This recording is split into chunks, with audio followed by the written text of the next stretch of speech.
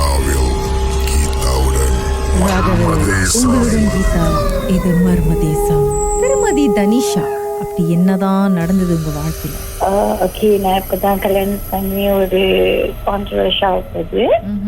Actually நான் கல்யாணம் பண்ணி நாங்க ஹஸ்பண்ட் அண்ட் ஒய்ஃப் நாங்க தனியா தான் இருந்தோம். ஸோ இப்போ நான் அந்த வீட்ல இருந்து தான் பேசுறேன். ஆக்சுவலி ரெண்டுக்கு இருக்கு இந்த வீட்டுல நாங்க ஸ்டே பண்ணிருந்தோம். ஸோ ஆஃப்டர் மேரிட் வந்த பிறகு இந்த வீட்டுக்கு நாங்க வரப்போது லைக் நார்மலா தான் ப்ரேயர்ஸ்ல எதுவும் பண்ணல. ஸோ ஜஸ்ட் நார்மலா பால் கட்டிட்டு தான் இந்த வீட்டுக்கு நாங்க வந்தோம். ஸோ அப்போ நான் வந்து ஹவுஸ் ஒய்ஃபா இருந்தேன். கல்யாணம் பண்ணி ஒரு ஹவுஸ் ஒய்ஃபா இருக்கிட்டு ஐ கேன் ஃபீல் சம்திங்.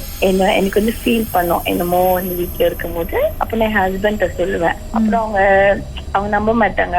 இல்ல அதெல்லாம் ஒன்றும் இல்ல, அதெல்லாம் எனக்கு நினைச்சிட்டு இருக்கீங்க அப்படி சொல்லுவாங்க. ஃபீல் பண்ணுச்சுன்னா என்ன பண்ணுச்சு உங்களுக்கு? லைக் சம்திங் எங்களை தவிர்த்து ஏதோ ஒரு விஷயம் இந்த வீட்டுல இருக்கு. சம்டைம்ஸ் லைக் நான் ரூம்ல இருந்தேன்னா லைக் ஹால்ல சத்தம் கேட்கும். சம்டைம்ஸ் ஹால்ல உட்காந்து டிவி பார்த்துட்டு இருப்பேன். அந்த மாதிரி டிவி ஆஃப் ஆயிரும். சில சிம்டம்ஸ்ல கழிச்சு சம்டைம்ஸ் ஷேடோ போற மாரி அந்த மாரி எல்லாம் பார்த்துருக்கேன். ஆக்சுவலி அவருக்கும் ஃபீல் பண்ணிருக்கு. பட் அவர் வந்து சொன்னதில்ல. அவர் லைக் நான் சொன்னா பயந்துருன்னு சொல்லிட்டு அவரு சொல்லாம இருந்தாரு. அப்புறம் கொஞ்ச நாள் போக போக ரொம்ப வேர்ஸ்ட் வீக்கெண்ட் எனக்கு ஃபீல் பண்ண ஆரம்பிச்சு. என்னன்னு எனக்கு உடம்பும் சரியில்லாம போயிடுச்சு.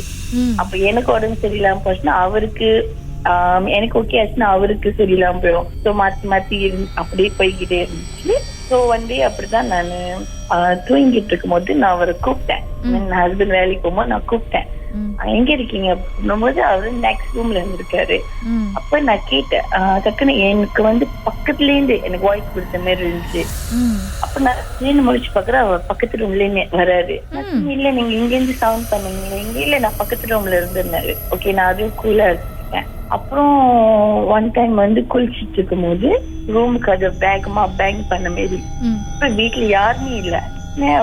யாரா இருப்பா அப்படி சொல்லிட்டு சீக்கிரமா வெளியே வந்து பார்த்து யாருமே இல்ல. எனக்கு ஃபியூ டைம்ஸ் அந்த மாதிரி நடந்திருக்கு. ஆனா அப்புறம் ஃபியூ டைம்ஸ் அப்ப என்ன பண்ணும், வீட்டுல நார்மலா ரொம்ப நல்லா ப்ரே பண்ண அந்த டிஸ்டர்ப் இல்லாம போயிடுச்சு. And then one time recently கூட லாஸ்ட் இயர் போல என்னோட இந்த வீட்டுல தான் ஸ்டில் நம்பர் இருக்கும். அப்ப அவங்க என்னோட ஃப்ரெண்ட் ஃபீல் பண்ணிருக்காங்க அதே மாரி. லைக் என்ன மாரி ஒருத்தவங்க வந்து அவங்கள்ட்ட பேசின மாரி. நீங்க எங்க போய் பார்க்கலையா இத பத்தி? நாங்க போய் பார்க்கல. பிகாஸ் அவருக்கு நம்பிக்கை இல்ல அந்த மாதிரிலாம் ஒண்ணும் இருக்காது. அது நீ நினைக்கிறது தான் அப்படி சொல்லிட்டாரு. நம்ம எங்கேயுமே போய் பார்க்கல. அவரும் வந்து வியர்டா எதுவும் ஃபீல் பண்ணலையா? எக்ஸ்ட்ராவா எக்ஸ்ட்ரீமா அவரு ஃபீல் ஆக்சுவலி அவர் தூங்கும் போது வந்து காதுல சவுண்ட் பண்ணிருக்கு. ஏன்னா அவர் லைக் ஒண்ணுமே பேசாம படுத்துக்கிட்டாரு. ஆனா அவரு கூட என்கிட்ட சொல்லல. ரொம்ப நாள் சொல்லிதான் என்கிட்ட சொன்னல இந்த மேல நடந்துச்சு. ஸோ இப்ப நான் அந்த வீட்டுல தான் இருக்காங்க எந்த பேசிக்கிட்டு இருக்கேன். ஆனா இப்ப அந்த டிஸ்டர்ப் இல்ல. பட் சம்டைம் காதுல என்னதான் சொன்னிச்சான்? என்ன சொல்லிச்சு தெரியல.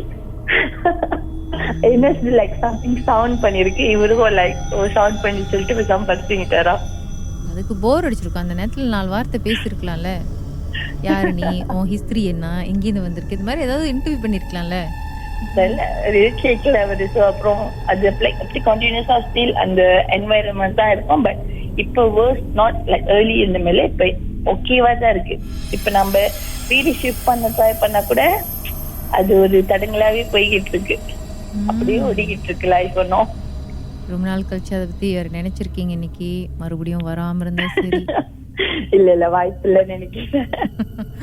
ஓகே உங்க எக்ஸ்பீரியன்ஸ் ஷேர் பண்ணதுக்கு ரொம்ப நன்றி. Okay, thank you. வணக்கம். Thank you. Bye. Okay, bye.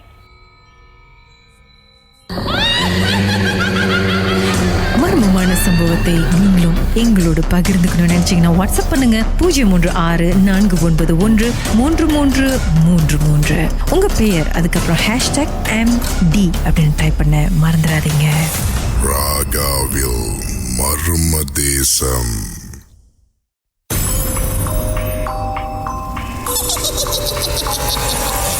ராகாவில் Marmadesam. நீங்கள் கேட்டுக்கொண்டிருப்பது மர்மதேசம். உங்களுடன் கீதா. திரு விக்னா, என்னதான் நடந்துச்சு?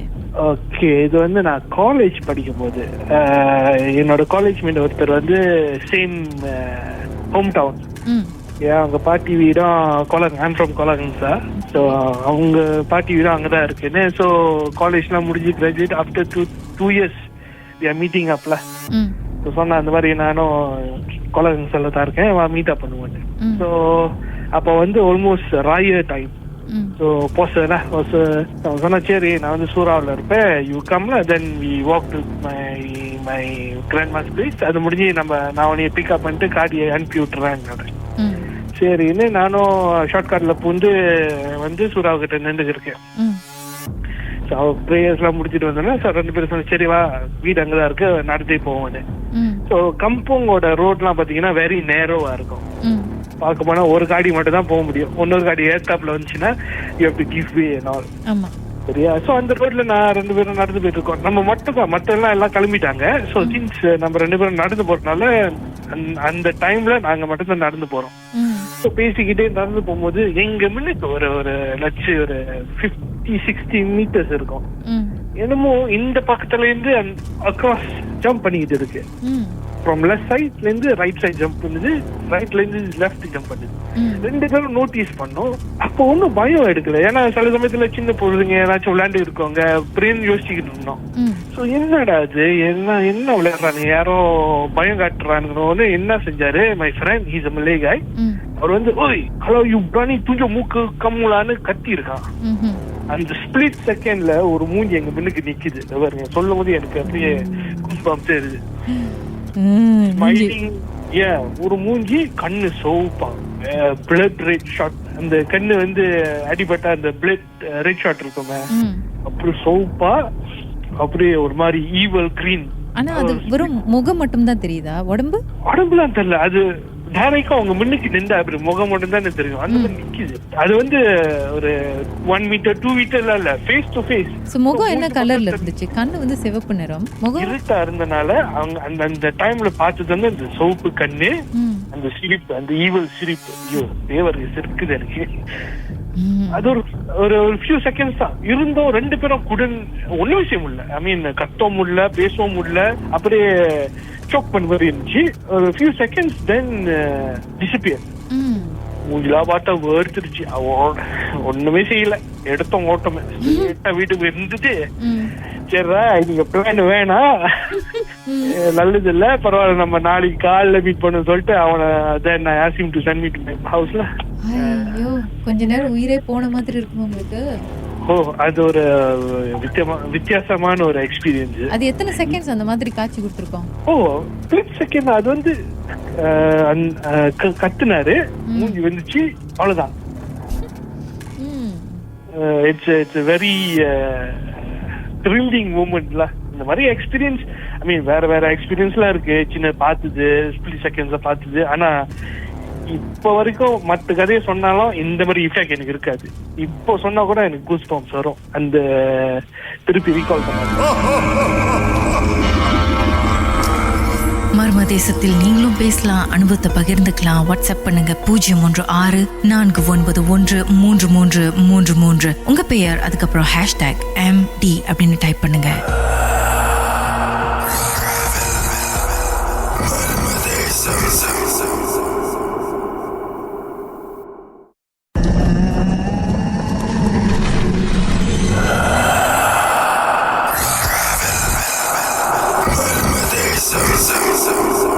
நீங்கள் கேட்டுக்கொண்டிருப்பது மர்ம தேசம். உங்களுடன் கீதா. வணக்கம் திரு பிரகாஷ். எப்படி சார், என்னதான் சார் நடந்தது?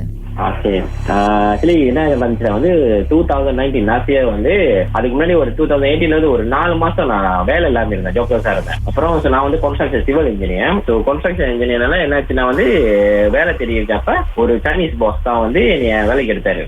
அப்புறம் என்ன சொன்னாருன்னா, உத்தர சைட்ல நான் அது என்ன இடம்னு சொல்ல விரும்பல, அது வந்து கவர்மெண்ட் ரிலேட்டட் ஒரு ப்ராஜெக்ட் தான். அது ஒரு 5 மாடி பில்டிங் கட்டணும் அப்படின்னாங்க. ஸோ அந்த பில்டிங்க்கு நான் தான் இன்ஜினியரை இது பண்ண போறேன் அப்படின்னாங்க.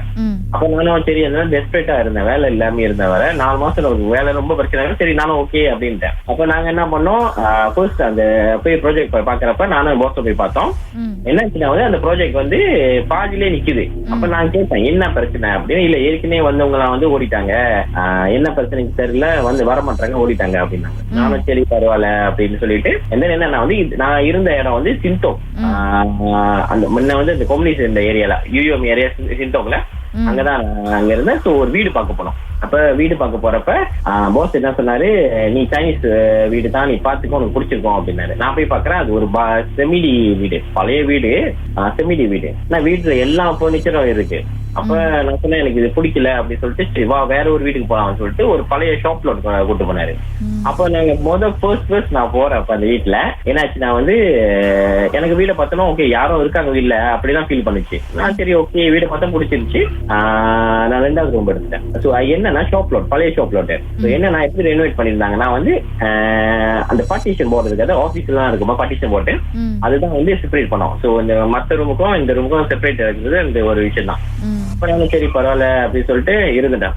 முதல் நாள் வந்து தங்கிட்டு வேலை இடத்துல என்ன பிரச்சனை வந்துச்சுன்னா வந்து வேலை ஆளுங்க யாரும் வர மாட்டேன்ட்டாங்க. 2 இடத்துலயும் பிரச்சனை. அதாவது என்னதுன்னா வந்து என் ப்ராஜெக்ட் இடத்துலயும் நான் இருக்கிற இடத்துலயும் தான் பிரச்சனை. இந்த சிந்தோக்கு இடம் வந்து என்னன்னா ஆரம்ப காலகட்டத்துல கம்யூனிஸ்ட்காரங்க வந்து ஆளுங்க நிறைய பேர் கொன்ன இடம். அப்ப நம்ம இப்ப முன்னாள் இந்த பிரதமர் வந்து மாவீர் அவர் வந்த காலகட்டத்துக்கு அப்புறம் அந்த இடத்த டெவலப் பண்ணி அவர் மாத்தினாரு. ஏன்னா அது அவரோட இடம். அப்பதான் அந்த யூனிவர்சிட்டி விசாரெல்லாம் கட்டினாரு. அப்ப நான் இருந்த இந்த ரூம்ல நடந்த பிரச்சனை என்னன்னா வந்து நான் வீட்டுல இருக்கப்ப ஆளுங்க இருக்க மாதிரி ஒரு ஃபீல் பண்ணும். ஆனா யாரும் இல்ல வீட்டுல, நான் ஒண்டிதான் இருக்கேன், யாரும் இருக்க மாதிரி ஒரு ஃபீல் பண்ணும். நான் வந்து ஒரு 2வது நாள் என்னாச்சுன்னா நான் வீடெல்லாம் கிளீன் பண்ணேன். அங்க ஒரு ஆபீஸ் டேபிள் இருக்கும், அந்த வீட்லயே வந்து ஒரு ஆபீஸ் டேபிள், ஒரு சேர் ஒன்று இருக்கும். அப்ப நான் என்ன பண்ணி கிளீன் எல்லாம் பண்ணிட்டு படுத்துட்டோமே அந்த சேர் என்னாச்சுன்னா மறுநாள் காலையில எழுந்திரிச்சு பாக்குறப்ப அந்த சேர் வந்து நவுந்து வந்து ஒரு சென்டர் நடக்கிற பாதையில இருந்துச்சு. காலைல எழுந்திட்டு என்னடா இது அப்படின்னு சொல்லிட்டு சரி பரவாயில்ல நார்மலா தான் அவ்வளவு இருக்கு. நானும் அதை நான் இக்னோர் பண்ணிட்டேன், நான் கண்டுக்கல, நான் போயிட்டேன். அதுக்கப்புறம் நான் வேலை இடத்துக்கு போறப்ப அந்த ஃபாரினர்ஸ் தான் கூட்டு வருவோம். யாராவது வந்து இந்த இந்தோனேஷியன், பங்களாதேஷ் அவங்களாம் கூட்டு வருவோம். அப்ப யாரும் கூட்டிட்டு வந்தாலும் யாருமே வந்து எனக்கு நிக்க மாட்டேன்றாங்க. அந்த இடத்த பார்த்துட்டு இல்ல எனக்கு வேணாம், நான் வரல அப்படின்றாங்க. நான் என்னதான் பிரச்சனை, இல்ல ஒன்னும் இல்ல அப்படின்னு. அப்ப ஒரு 2 நாள் போய் 3வது நாள் என்ன நாங்க எக்ஸ்கவேஷன் பண்ணோம். மண்ணை வெட்டி பூமியில இருந்து மண்ணை வெட்டி அது பழிக்க பண்ணுவாங்க. அந்த வேலை நாங்க செய்யணும். நாங்க நோண்டுறப்ப மண்ணு வந்து ஒரு மாதிரி ரத்த கலர்ல வந்துச்சு. நாங்களும் இது என்னடா அப்படின்னு எனக்கு புரியல. ஒரு சொர்றையான காத்து அங்க சைனீஸ் என்ன பண்ணாங்க, ஒரு டத்தோன்னு கும்பிடுற ஒரு விஷயம் இருக்கும். அப்ப அங்க சொர்றையான காத்து அடிச்சு. அப்ப என்னடா இது அப்படின்னு சொல்லிட்டு வேணா நிப்பாட்டிடலாம் அப்படின்னு. அதுக்கப்புறம் பிற்பட்டு ஒரு ஈவினிங் போல வந்து ஒரு டீம் வந்தாங்க. என்னன்னா இது வந்து இந்த ப்ராஜெக்ட் வந்து இந்த 5 மாடி கட்டுறது வந்து கொஞ்சம் உள்ளுக்கு அந்த இடத்துலதான் கட்டணும். அப்புறம் இந்த ஒர்க்கர்ஸ் குவார்டர்ஸ் இருக்குல்ல, அது வந்து ஏறத்தாழ ஒரு கிலோமீட்டருக்கு நடக்கணும். காட்டூருக்கு தான் இருந்துச்சு அவங்களோட ஒர்க்கர்ஸ் குவார்டர்ஸ். அப்ப நாங்க கூட்டிட்டு போய் தான் காட்டினேன், வாங்க இதுதான் வந்து இடம், நீங்க வந்து பாருங்க அப்படின்னு காட்டுறப்ப அந்த இடத்து பாக்குறப்ப எனக்கு ஒரு மாதிரி பயங்கரமாச்சு. கீழே அந்த அந்த கொண்டெய்னர் வாங்க, அந்த கொண்டெய்னர் கீழே ஒரு பெரிய பாம்பு வந்து லைட்டா அந்த நவுற மாதிரி இருந்துச்சு. இப்ப யாருக்கும் அந்த இது இல்ல, அது சைனீஸ் ஒரு மிலிஸ் பண்ணி என்ன சொல்லுவாங்கன்னா வந்து அது வந்து டத்தோ அப்படின்னுவாங்க.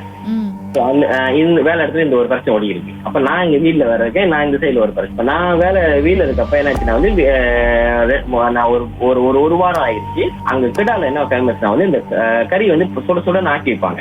அப்ப நான் என்ன பண்ணேன், இந்த திருக்க மீன் கம்பாரி இருக்குல்ல, அந்த கறி செக்கம் கறி வாங்கிட்டு லஞ்சுக்கு வீட்டுக்கு வாங்கிட்டு வந்துட்டு நான் சாப்பிட்டேன். லஞ்ச் சாப்பிட்டுட்டு ஒரு 12 மணிக்கு 12 மணிக்கு தான் நான் சாப்பிட்டேன். கறி நான் வந்து கரண்டி தான் யூஸ் பண்ணி சாப்பிட்டேன். என்ன ஆஃப்டர் நான் கொஞ்ச நேரம் ஒரு 1 hour படுத்தேன், கறி வந்து கிச்சன்ல வச்சு படுத்துட்டேன். பாட்டுக்கு பிறகு என்னதான் நடந்துச்சு, சாப்பிட்ட பிறகு என்ன நடந்துச்சுன்னு நம்ம மேலும் பேசுவோம் கொஞ்ச நேரம். மர்மமான சம்பவத்தை நீங்களும் எங்களோடு பகிர்ந்துக்கணும்னு நினைச்சீங்கன்னா வாட்ஸ்அப் பண்ணுங்க 03641333333. உங்க பெயர் அதுக்கப்புறம் #MD அப்படின்னு டைப் பண்ண மறந்துடாதீங்க. ராகாவில் மர்ம தேசம்.